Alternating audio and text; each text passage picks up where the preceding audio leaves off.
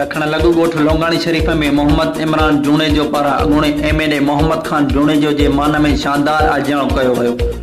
जूनेजा बिरादरी जे मोज़िज़ शख़्सियतुनि शम्सुद्दीन जूनेजो, हज़ूर बख्श जूनेजो, जावेद अहमद जूनेजो, मोहम्मद सुलेमान जूनेजो, फ़कीर मोहम्मद अब्दुल रहीम अली गुल कमरदीन ऐं ॿियनि पारां आयल महिमाननि खे सिंध जे सक़ाफ़त अजरक ऐं टोपी जा तोहफ़ा पिणु पेश कया विया।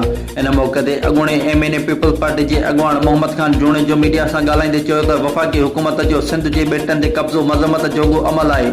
असां सिंध जा वारिस आहियूं, सिंध जे इंच इंच जी मालिकी कंदासीं। हुन वधीक चयो त शहदाद कोट में प्रोफेसर अब्दुल जब्बार जूनेजो मथां थियल कातिलाणे हमले जी सख़्त लफ़्ज़नि में मज़म्मत कयां थो। प्रोफेसर मथां हमलो इल्म शऊर मथां हमलो आहे। इन मौक़े ते बाकर खान जूनेजो, शम्सुद्दीन जूनेजो, पीपी तालको लाड़काणो, सदर मज़ार खान जूनेजो ऐं ॿिया पिणु साणस गॾु हुआ।